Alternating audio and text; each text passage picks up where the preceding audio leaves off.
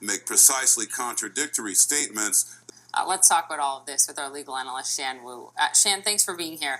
The president's former lawyer, John Dowd, insists, look, this is a good strategy. He said he, being McGahn, was a strong witness for the president's case, and the strategy is working. His thinking behind this is that if Mueller's team gets all of these answers from all the people around the president and the 1.4 million documents, then he has no need to question the president, right? And he would have no legal basis on which to argue it all the way up through the Supreme Court to question the president. Do you agree with John Dowd that this was the right strategy to just let McGahn go and just assert no attorney-client privilege?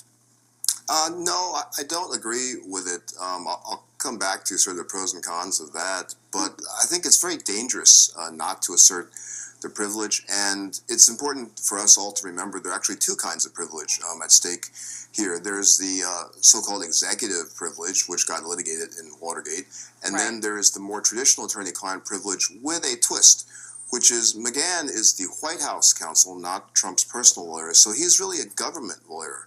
And out of, I think, the three courts of appeals that have looked at that, only one has upheld attorney-client privilege for a government lawyer.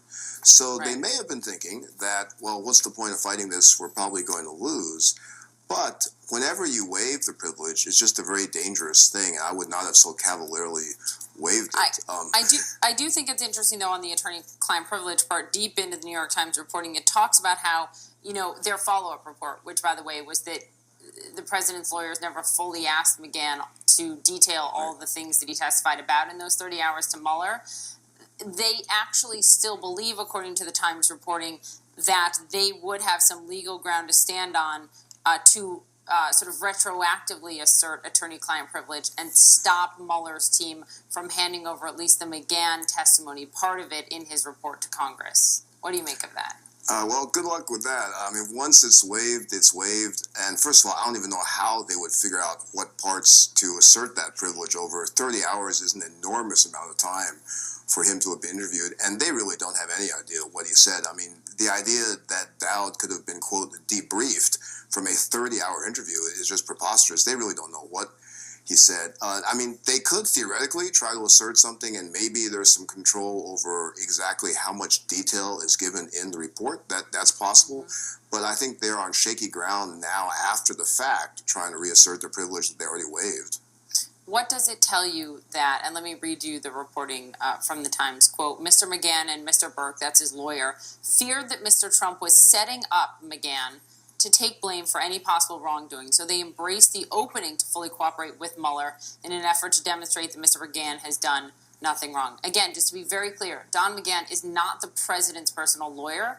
He is the attorney for the office of the presidency, for the White House, paid for by the taxpayer. He has no loyalty to the president. He has a responsibility to protect the office. So the fact that he thought that the president may be trying to use him as a scapegoat, and that changed his own legal strategy, concerning to the White House?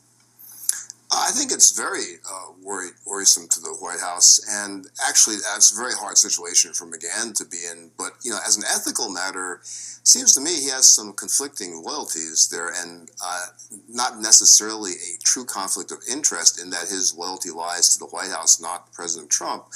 But he's certainly, if he's concerned that he's being set up, I'm not really sure how he can zealously advocate for his client, meaning the White House. And so that raises the question of whether he should have just stepped aside at that point. But he didn't, and we'll get into more of that a little later. Before you go, Michael Cohen, the president's former lawyer, former self-proclaimed fixer, our reporting is that federal prosecutors are preparing to bring charges against him, possibly by the end of this month, possibly on two different issues. One, campaign finance potential violations for the payoff to Stormy Daniels, and the second thing would be possible bank fraud charges related to $20 million in loans tied to his taxi medallion business. If you're sitting in the White House, if you're the president right now and you're looking at this, what are you thinking? I'm thinking that's going to be a big problem because he has signaled loud and clear he wants to cooperate, and it looks very much like they're moving towards a quick indictment for him. That's a lot of exposure with that amount of money, and he's almost guaranteed to be looking to do a deal. He said his loyalties to the country and to his family. What will that actually mean if push comes to shove? We'll see. Shan, thank you.